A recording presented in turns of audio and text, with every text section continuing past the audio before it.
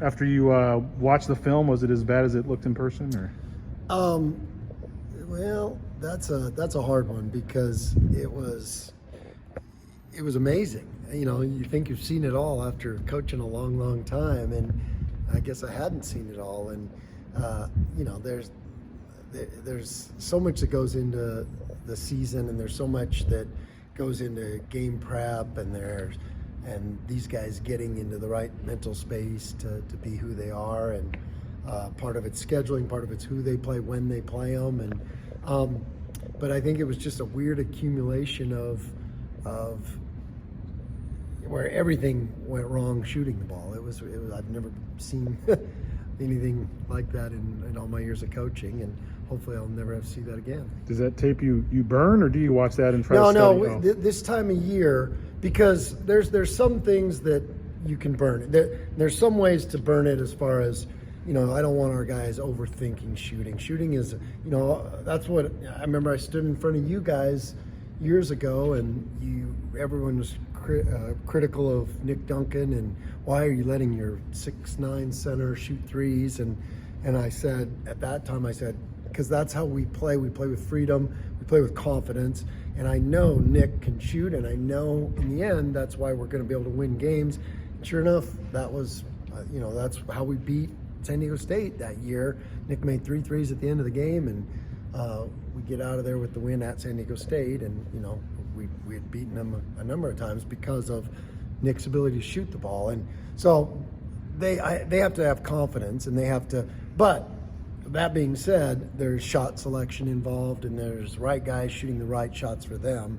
And so that has to be adjusted and fixed. And then I think, you know, I have to do a better job of having a handle on our chemistry, because sometimes you can't just throw your 5 best out there, or your 5 air quote best.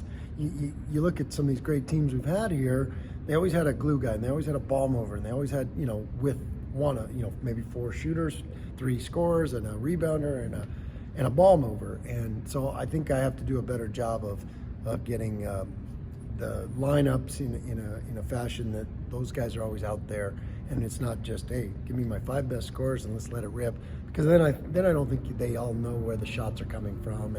And we've had a couple games where we were clicking that way, but I think a lot of the games it just wasn't quite clicking. Even the games that we kind of fought through and won, I don't know if it was necessarily clicking. The one game it was Temple, and we got a lot of assists, we got a lot of made shots, and we are moving the ball well, and we are trying to play unselfish. It's just a matter of combinations, shooting with confidence, getting rhythm, understanding. But that being said, I think I have to, and our team has to, get comfortable with, first of all, it's kind of games that we've scheduled a little bit of style of play. We haven't in the past been as comfortable with the grind it out and the defensive struggles, but when you look at our team and our numbers, that's kind of who we are, and we got to be a little more comfortable with who we are, that we can win games with our defense. And we were in a position to win that game. I think it was our frustration of it didn't go the way we wanted it to go, where, hey, we just made shots and we looked good, and it became a grind, and we were frustrated with that, where if we wouldn't have been frustrated with that, we could have finished that game and accomplished the mission.